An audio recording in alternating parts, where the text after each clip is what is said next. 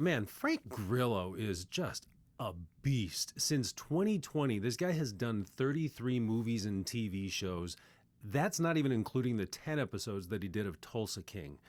For comparison, like Tom Hardy in that same time period has done 8 things. Even Nicolas Cage, who is in everything, has only done 16 things in that same time period.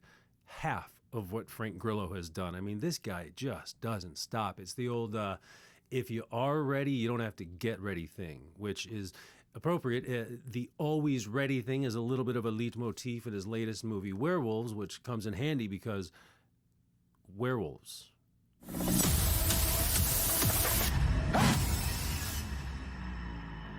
Hello and welcome to the channel. My name is Tyler and today I'm going to talk about Werewolves, which was directed by Stephen C. Miller from a screenplay by Matthew Kennedy. According to the official synopsis on the movie's website, a supermoon event has triggered a latent gene in every human on the planet, turning anyone who entered the moonlight into a werewolf for that one night.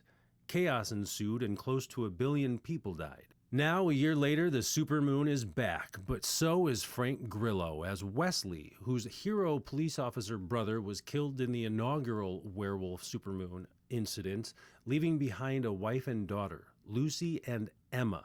Now it's the eve of the next supermoon, and Wesley, that's molecular biologist Dr. Wesley, has the dual tasks of helping his ex-sister-in-law prepare for the supermoon and testing ways to combat the effects of it. The film opens with the last few hours of sunlight as Wesley helps board up Lucy's house before teaming up with fellow scientists led by Dr. Aranda, played by Lou Diamond Phillips. The team of military-trained scientists, which include the character of Amy, longtime friend to Wesley and played by Katrina Law, are testing the effects of a preventative treatment called moon screen in the form of a spray. And it works pretty much exactly how you would imagine, just like sunscreen, but for the moon. And if you think that moon screen is kind of a lame name, don't worry. One of the characters actually calls it out, letting us know that directors Miller and screenwriter Kennedy know exactly what kind of movie they're giving us here. I hope so. I mean, otherwise, how do you not go with Luna screen? Anyway, the moon screen works. The scientists pop open champagne, jump up in the air, and high five as the movie ends on a freeze frame. No, of course, things don't go according to plan, and Wesley and Amy must spend the rest of the night and the rest of the movie battling their way through werewolves to get back to Lucy's house to save her and Emma. All right, I've been seeing people online saying that this movie is basically just The Purge, but with werewolves, and they're saying it like it's a bad thing. Like, I don't know, if you had said to me like 3 years ago, like, what if they made a movie like The Purge, but with werewolves? Yeah, I'll take 2. All right, but how do the werewolves look? That's what we want to know in a werewolves movie, right? I'm happy to say they look pretty damn good. From what I could tell, a vast majority of what we saw were practical effects enhanced with a little bit of CGI, which for me is the sweet spot. I mean, these days there's a broad diversity of what audiences are expecting from movies. So it's a little bit of a tightrope walk for directors and screenwriters, effects artists these days. Some people can't stand CGI. Some people can't stand practical effects, think they look old and hokey. I mean, what any of us are really looking for is just to be able to sit down for 94 minutes in a dark room and have our disbelief suspended. And Werewolves got me there with the creatures, for sure. You can actually see the moving anatomical parts of the creatures. It's not just a transforming blur of pixels. And there are some stunning shots of these creatures, some absolutely incredible, magnificent lighting setups. There are a couple of shots that I feel like maybe they got a little carried away on set, like they just got so wrapped up in, oh man, we got to get this shot over here, this would look so cool, and then this one over here, and you can tell they were having a lot of fun with it. Not all of those moments I felt like were earned and plugged into the story as well as they could have been. A little less might have been more here. Addition by subtraction. And honestly, in other parts, a little more would have been more as well. There were a couple of moments that felt like either over-edited or undershot. Because there were a couple of moments where it felt like beats in the action were missing or just weren't there. You know, and I'm sure like you, a lot of you, it's tough for me to just turn off that analytical part of my brain when I'm watching a movie. Even and especially sometimes movies like Werewolves. The rest of the cast is pretty strong. Lou Diamond Phillips is Lou Diamond Phillips, of course. The Ilfinish Hedera as the mom, I thought was pretty strong as well. She's playing a woman who is grieving the loss of her husband while also trying to find the strength to prepare for the next supermoon.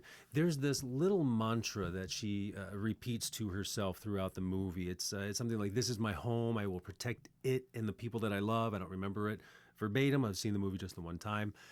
She says it 3 times, I believe, throughout the movie, and the way she delivers it evolves throughout as she gains strength and confidence, so that by the time she's saying it while loading up this shotgun, I believe that she's ready for the final showdown at the end. I thought that was well done. The daughter was good too. Yeah, the other characters are fine too. Dr. Amy, who is Wesley's army/scientist friend, she's good. I really liked there's a neighbor in the beginning, the super militant guy, Cody, who reminded me of, he's very 80s actor-y face. He reminded me of that guy that ended up being Jean-Claude Van Damme's friend in the movie Bloodsport. He's the one that he went to go see in the hospital at the end. I don't know the guy's name. He kind of looked like that guy, same kind of like crazy face. As soon as he showed up and started doing his lines, I got excited about watching this guy. But then his story took a turn different to what I was expecting from it. And I liked it as well, just as much. But yeah, it subverted my expectations, which I'm told makes movies really good these days. So is that a rec for werewolves? Yeah, if you like creature features, I think you got to check this one out. It's not going to go down as one of the best werewolf movies of all time, but, you know, it's better than most, and it was clearly made by passionate people who are fans of the genre. With so much elevated horror in the last 10 years or so, it's really nice just to get some good old-fashioned camp horror. The kind of movie where a super jacked molecular biologist yells, "Bite me," before mowing down a bunch of werewolves with a cartoonishly oversized weapon. The premise is ripe for further installments, which would be welcome. I mean, a supermoon that affects dormant genes in humans would affect everywhere on Earth, I would imagine, right? I can see this happening. Werewolves 2, Werewolves 3, Werewolves Day 1. I mean, that would be horrifying, right? Can you imagine like a nightmarishly terrifying situation where there's like this worldwide medical emergency and nobody's really prepared for it and knows how to deal with it? Also, I would definitely play this video game.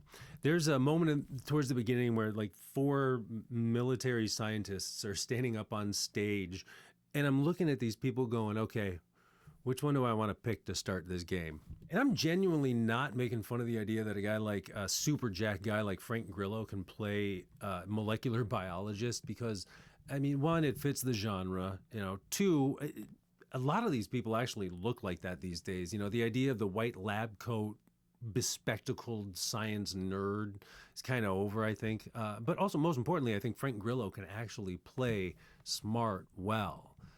He's no Christmas Jones. Anyway, those are my thoughts on the movie Werewolves 2024. What are yours? Have you seen it? Are you going to see it? Or is that a skip for you? Let me know in the comments. Make sure to hit like, other buttons, or whatever. If you've made it this far, thanks for watching. I'll see you in the next one.